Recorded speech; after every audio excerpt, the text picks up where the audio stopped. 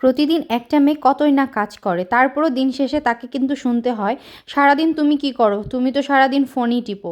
তো hello everyone, আসসালামু আলাইকুম। কাছে দূরে দেশ ও দেশের বাইরে যে যেখান থেকে আজকের ভিডিওটা দেখছো সবাইকে জানাচ্ছি এআর কুকিং হাউজের পক্ষ থেকে স্বাগত। আজকেও একটা নতুন লং ভিডিও নিয়ে আসলাম। আজকের লং ভিডিওটা আমি সারাদিন সকাল থেকে কি রান্না করলাম সেগুলোই তোমাদের সাথে শেয়ার করব। তো প্রথমে সকালবেলা আমি আমার জন্য নাস্তাটা বানিয়ে নিলাম। আমি একটা পরোটা আর একটু ডিম পোচ করে নিব। তো এই তো আমার নাস্তাটা আমি রেডি করে নিচ্ছি। প্রতিদিনের মতো সকালবেলা ঘুম থেকে উঠে প্রতিদিনের মতো প্রতিদিন যেই কাজগুলো করতে হয় সেগুলো কিন্তু না করলেই নয়। মেয়েদের কিন্তু প্রচুর পরিমাণে কাজ করতে হয়, তারপরেও কিন্তু শুনতে হয় যে তুমি কি কাজ করো। আমি জানি কম বেশি সব মেয়েকে এই কথাটা শুনতে হয় কিন্তু, যে সারাদিন তুমি কি করো, ফোনেই তো টিপো। তো যাই হোক, এই যে আমি একটা ডিম পোচ করে নিচ্ছি। তো বন্ধুরা, সকালবেলা এরকম নাস্তা তোমরা কারা কারা করো অবশ্যই কমেন্টে কিন্তু জানিয়ে যাবে। আর আমার হচ্ছে আজকের ব্লগ ভিডিওটা তোমাদের কাছে কেমন লাগে এটাও কিন্তু তোমরা কমেন্টে জানাবে। আজকে আমি সারাদিন সকাল থেকে কি করলাম সেটাই তোমাদের সাথে শেয়ার করতে চলে এসেছি। তো যাই হোক, আমার নাস্তাটা রেডি হয়ে গিয়েছে। আর এই যে আমি নাস্তাটা এখন খেয়ে নিব। খেয়ে নেওয়ার পরে আমি হচ্ছে দুপুরের রান্নার জন্য চলে যাব। তো এই তো আমি ডিম পোস্ট দিয়ে পরোটা খেয়ে নিচ্ছি। আর এই যে সকালবেলা এই মাছগুলো নিয়ে এসেছিলো, তো এই মাছগুলো আমি প্রথমে আগে হচ্ছে ভালোভাবে ধুয়ে হচ্ছে আমি বেছে হচ্ছে লবণ দিয়ে রেখেছিলাম। তো আমি নাস্তা খাওয়ার পরে এখন আমি রান্নাটা করে নিব।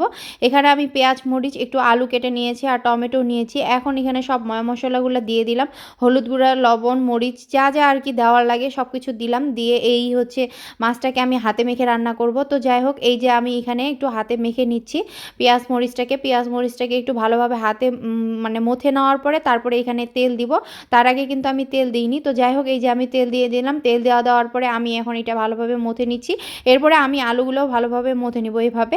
তো এইটা কিন্তু এইভাবে মাখলে কিন্তু একটু নরম নরম হয়ে আসবে। ছোট মাছ এইভাবে হাতে মেখে রান্না করলে এটা কিন্তু খেতে খুব ভালো হয়। তো এই তো আলুগুলোও আমি এইভাবে একটু মেখে নিলাম।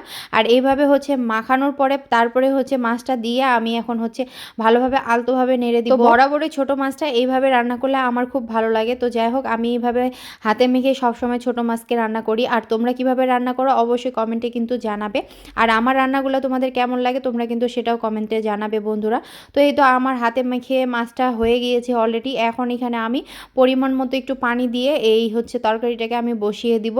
তো আজকে হচ্ছে একটু 2-3টা তরকারি হবে, তো সেগুলো হচ্ছে একটু কেটে বাছে রেডি করে নিচ্ছি। এটাকে বসিয়ে দেওয়ার পরে এখন আমি হচ্ছে বাকি যে রান্নাগুলো করব সেগুলো আমি হচ্ছে কেটে বাছে একটু রেডি করে নিব। তো এই তো পানি দিয়ে দিলাম। এখন এটা আমি এখানে চুলাতে দিয়ে দিব ঢাকনা ঢেকে।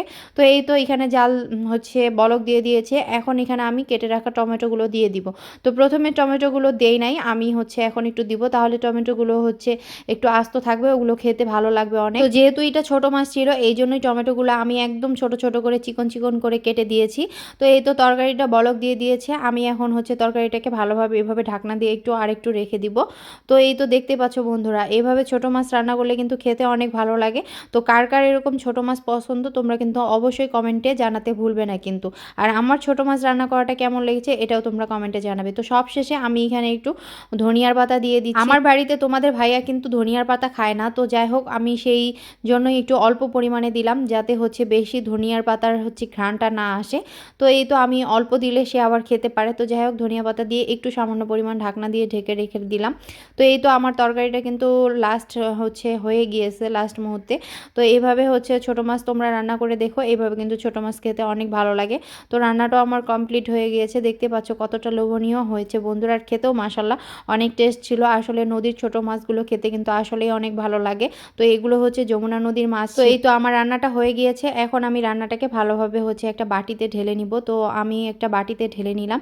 নেওয়ার পরে আমি যে হচ্ছে বাকি রান্নাটা করব সেটা হচ্ছে বসিয়ে দিয়েছি, অলরেডি ফ্রাই প্যানে বসিয়ে দিয়েছি।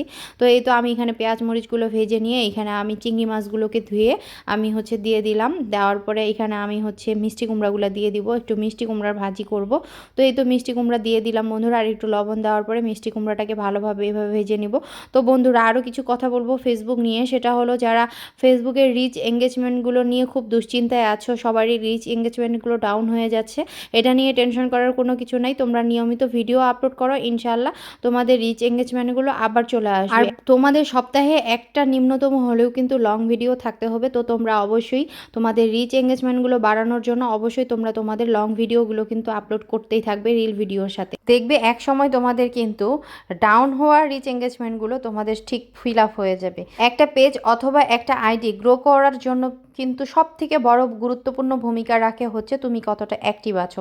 তো তোমাকে অবশ্যই অ্যাক্টিভ থাকতে হবে। তো যাই হোক বন্ধুরা, আমি এই যে টমেটোর ডাল হচ্ছে বাগার দিয়ে দিলাম। তো এরকম টমেটোর ডাল তোমরা কারা কারা খাও অবশ্যই কমেন্টে জানাবে, আমার কিন্তু খুবই ভালো লাগে। তো যাই হোক, এদিকে আমার হচ্ছে কুমড়ার ভাজিটা হয়ে গিয়েছে, আমি মিষ্টি কুমড়ার ভাজিটা তুলে নিচ্ছি বন্ধুরা। সর্বোপরি একটা কথাই বলবো, যতটা অ্যাক্টিভ থাকতে পারবে তত তাড়াতাড়ি তোমার পেজ আইডি গ্রো করবে। তো বন্ধুরা, আমার লাস্ট মুহূর্তে শেষ সময় হয়ে গেল, আজকের মতো এখানে বিদায় নিচ্ছি। ভালো থাকবে সবাই।